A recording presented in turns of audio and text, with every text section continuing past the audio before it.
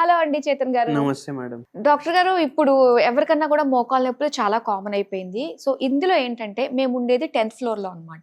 మాకెప్పుడన్నా power cut అయిందంటే చాలా సార్లు నేను 10 ఫ్లోర్స్ స్టెప్స్ ఎక్కే ఎళ్తూ ఉంటాను.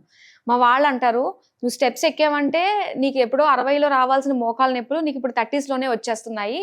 వద్దు అసలు మెట్లు ఎక్కకూడదు. దానివల్ల ఇంకా ఇది పోతుంది లైఫ్ టైమ్ పోతుంది" అని చెప్పేసి భయపెడుతూ ఉన్నారు. నిజంగా అలా స్టెయిర్స్ ఎక్కితే మనకి మోకాళ్ళలో ఆ గుజ్జు అన్నది అరిగిపోతుంది అన్నది నిజమే అంటారా? నేనొకటి చెప్తా మీకు. ఇప్పుడు మీరు 10థ్ ఫ్లోర్‌లో ఉంటున్నారు. అండ్ పవర్ కట్లు అయితున్నాయి మీ ఇంట్ల. కొందరు 15థ్ ఫ్లోర్, 20థ్ ఫ్లోర్, 30థ్ ఫ్లోర్‌లో ఉంటారు. మీరొకటి చూసుకోండి. ఒక్క టైంలో ఎట్లుండే అంటే మీకు ఎక్సర్సైజ్ అవ్వట్లేదంటే స్టేర్స్ వాడండి మీరు. అవును. దిగండి, ఎక్కండి అనేసి అంటుండే. అండ్ వెరీ ఇంపార్టెంట్‌లీ ఏందంటే ఇప్పుడు ఆస్టియోఆర్థరైటిస్ కేసులు ఎవరైతే ఉంటారు కదా, మెయిన్ వాళ్ళు చూసుకోవాల్సింది బరువు. వాళ్ళ బరువు అసలు కరెక్ట్ ఉందా? లేదంటే వాళ్ళ బరువు చాలా ఎక్కువుందా? వాళ్ళ బరువు చాలా ఎక్కువుంది అంటే ఇట్ ఈస్ బెటర్ దట్ వాళ్ళు ఇన్ని 10 ఫ్లోర్లు దిగుడు అవసరం లేదు. అంటే బరువు మ్యాటర్స్ అన్నమాట ఇక్కడ. అండ్ వెరీ ఇంపార్టెంట్‌లీ ఏందంటే ఇప్పుడు మీకు ఎన్నోసార్లు అర్థం కూడా కాదు. మీరు ఆస్టియోఆర్థరైటిస్ ఉందా లేదా? మోకాలు నొప్పి ఉందా లేదా? మీరు ఏం చేయండి అంటే ఎప్పుడైనా బై ఛాన్స్ దిగుతున్నారనుకోండి.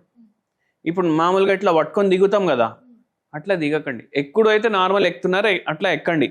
ఒక్క ఫ్లోర్ ఉంది ఎక్కుతారు, ఒక ఫ్లోర్ దిగుతారు, నో ప్రాబ్లం. దిగేటప్పుడు మైండ్లో ఏం పెట్టుకో అంటే మెల్లగా దిగండి, ఉల్టా దిగండి. ఎట్లా ఎక్కుతారు అట్లనే దిగాలి విత్ సపోర్ట్. ఓకే. అయితే బరువు జర తక్కువ పడుతుంది మోకాల మీద. ఓకే. అవును. ఎక్కేదానికంటే కొంచెం దిగేటప్పుడే మనకి ఆ సడన్ గా బర్డన్ పడుతుంది కదా. అవునండి, నిజమే. సో ఉల్టా దిగాలి, పట్టుకొని దిగాలి. ఓకే. అయితే జర బరువు తక్కువ పడుతుంది. రివర్స్ క్లైంబింగ్ డౌన్ స్టేర్స్ ఎక్కుతాం కదా, దాన్ని రివైండ్ చేస్తే ఎట్లా కనిపిస్తుంది అట్లా దిగాలి. ఇంకా స్టార్ట్ పైకి వెళ్ళి అట్లా దిగొద్దు, మళ్ళీ పడిపోతే పరేషాని. ఫస్ట్ అలవాటు చేసుకోవడానికి 2-3 మెట్లు లాస్ట్లో మిగులుతాయి కదా, అక్కడ ప్రాక్టీస్ చేయండి మీరు. అయితే ఇట్లా చాలా ఆస్టియోఆర్థరైటిస్ పేషెంట్, మోకాలు నొప్పులు, మళ్ళీ రుమటాయిడ్ ఆర్థరైటిస్ పేషెంట్లు, ఆల్మోస్ట్ నీ రీప్లేస్మెంట్కి పోయే పేషెంట్లు కూడా వస్తారు మన కాడికి. వాళ్ళకు కూడా చాలా మందికి ఇట్లా అడ్వైజ్ ఇస్తాం. Very important. మీకు ఇప్పుడు లేదనుకోండి ఆర్థరైటిస్, మీరు బరువు కరెక్ట్ మెయింటైన్ చేసుకోండి. ఓకే. దానికోసం కూడా మనం హోమియోపతి ట్రీట్మెంట్ ఇస్తాం.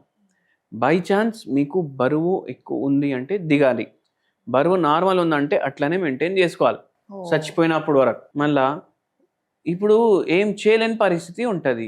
మీ బరువు కంట్రోల్లోనే ఉందనుకోండి, మీరు ఎక్కుతున్నారు దిగుతున్నారు 2-3 ఫ్లోర్లు అంటే ఏం కాదు.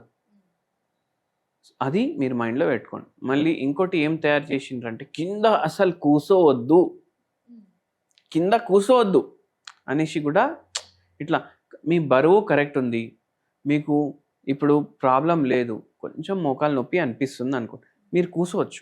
ఇప్పుడు సక్లం బుక్లం వేసుకొని కూర్చుంటే దాన్ని సుఖాసనం అంటారు యోగాలో. సుఖాసనం ఆస్టియోఆర్థరైటిస్కి మంచిది. ఓకే. కూరగాయలు కట్ చేసుకోవాలి. ఇప్పుడు కూరగాయలు కట్ చేసుకున్నప్పుడు చాలామంది ఎక్కడ కట్ చేస్తారు? కిచెన్ ప్లాట్ఫామ్ మీదనే కోస్తారు కూరగాయలు. అవును. నిల్చోవడం కన్నా కింద కూర్చొని కోసుకోవడం బెటర్ కదా. కానీ కూర్చోలేని పరిస్థితి కదా, ఎవరు కూర్చోలేని పరిస్థితి అంటే వేరే. చాలా మందికి కిందనే కూర్చోవాలనేసి ఇష్టం ఉంటుంది. కూర్చోలేని పరిస్థితిలో మీరు పైన కూర్చోండి, కానీ మీకు కింద కూర్చోవడం ఇష్టం. మీరు కింద కూర్చుంటే ఈజీగా లేస్తున్నారు, ఈజీగా కూర్చుంటున్నారు. గ్రేడ్ 1 గ్రేడ్ 2 ఆస్టియోఆర్థరైటిస్ ఉంది, అప్పుడే మీరు అవాయిడ్ చేసే అవసరం లేదు. ఓహోహో. ఓకే. అట్లా నిల్చోడానికన్నా కూర్చోవడం బెటర్, అదొకటి. మళ్ళీ ఇంకోటి ఏంటంటే ఇప్పుడు మన సాంప్రదాయం ఎట్లా, మనం కింద కూర్చొని తింటాం. కింద కూర్చొని చిన్న పీట పెట్టుకొని దాని మీద ప్లేట్ పెట్టుకొని తింటాం. ఇప్పుడు దీనివల్ల ఆస్టియోఆర్థరైటిస్ వల్ల అందరు డైనింగ్ టేబుల్ మీద కూర్చొని తింటున్నారు. ఒక దాంట్లో మీరు చూసుకోండి, డైనింగ్ టేబుల్ మీద కూర్చొని తినడం వల్ల కూడా హెల్త్కి ప్రాబ్లం. మనకు కింద కూర్చొని తింటే, కిందకెళ్ళి లేస్తే, చిన్నప్పటి నుంచి అదే అలవాటు మీరు చేసుకున్నారనుకోండి, చిన్నప్పటి నుంచి మీ మోకాలు మీ బరువులు మోస్తాయి. అవును. మళ్ళీ వెట్రిఫైడ్ టైల్లో వేసుకుంటున్నాం అందరం. అంటే ఈ టైల్స్ వేయడం వల్ల మనం ఏం చేస్తాం, నడుస్తాం కదా ఇంట్లో, మన కాళ్ళకి ఎక్కడెక్కడ ఎంత బరువు పడాలి అంత పడదు, మొత్తం రాంగ్గా బరువు పడుతుంది మన కాళ్ళ మీద వెట్రిఫైడ్ టైల్ ఉండడం వల్ల. ఓకే. మనం ఇల్లులు అట్లా మార్చేస్తున్నాం. వెట్రిఫైడ్ అంటే ఓవర్ పాలిష్ టైల్స్, మన ముఖం కూడా కనిపిస్తుంది దాంట్లో. అటువంటివి ఉండకుండా మన పాత బండరాయిలు ఉంటుండే కదా, అవి బెటర్. సో డైనింగ్ టేబుల్ కాకుండా కింద మీకు లేదు, ఇప్పుడు ఆస్టియోఆర్థరైటిసే లేదు, మీరు కిందనే కూర్చొని తినండి. బై ఛాన్స్ గ్రేడ్ 1 గ్రేడ్ 2 ఉంది, కానీ మీకు డైనింగ్ టేబుల్ మీద కూర్చొని తినడానికన్నా కింద కూర్చొని తినాలి మంచిగా అనిపిస్తే కింద కూర్చొని తినండి. ఓకే. అట్లా అది మీరు గుర్తుపెట్టుకోండి. చాలా ఎక్కువ ఉంది ప్రాబ్లం, అసలు కింద కూర్చోలేని పరిస్థితి అంటే సరే డైనింగ్ టేబుల్ అప్పుడు వాడండి. ఇది మీరు మైండ్లో పెట్టుకోండి. అండ్ ఆస్టియోఆర్థరైటిస్కి హోమియోపతిలా చాలా మంచి ట్రీట్మెంట్లు ఉంటాయి. అండ్ హోమియోపతి తోటి మనం ఒక్కొక్కసారి ఎటువంటి పొజిషన్ ఉంటుందంటే, ఇప్పుడు షుగర్ వ్యాధి ఉంది, కంట్రోల్లో లేదు, హార్ట్కి సంబంధించిన పరేషానీలు ఉన్నాయి, వాళ్ళు లీన్ జాయింట్ ఆపరేషన్లు చేయించుకోవద్దు అనుకుంటారు. మళ్ళీ దాని తర్వాత ఏంది, కొందరికి ఆపరేషన్ అంటేనే భయం ఉంటుంది, కొందరు ఆపరేషన్ పోవద్దు అనుకుంటారు. అయితే హోమియోపతి వాళ్ళ కోసం ఆల్వేస్ డోర్ ఓపెన్ అని అనుకోవాలి. ఎందుకంటే హోమియోపతిలో శాశ్వత పరిష్కారం ఉంటుంది మన రోగాలకు, వితౌట్ సైడ్ ఎఫెక్ట్స్ ఉంటుంది. కానీ ఇది లాంగ్ ప్రాసెస్ అని చెప్పేసి చాలా మంది అంటూ ఉంటారు. లాంగ్ ప్రాసెస్ ఎందుకు మేడం? ఇప్పుడు ఆస్టియోఆర్థరైటిస్ ఉంది, ఇప్పుడు లైఫ్ టైం ఉంటుంది ఆస్టియోఆర్థరైటిస్. రొమటాయిడ్ ఆర్థరైటిస్ ఉంది, అది లైఫ్ టైం తగ్గదంటారు. హోమియోపతి తోటి 2 ఏళ్ళలో తగ్గిపోతుంది. అది గ్రేట్ నిజంగా. అంటే 20 years, ఇప్పుడు మన లైఫ్ స్పాన్ 20 years అంటే మన రోగం ఇంకా 20 years ఉండాలి, దాన్ని మనం 2 yearsకి తగ్గిస్తున్నాం కదా. అయితే ఇదే ఫాస్ట్ కదా.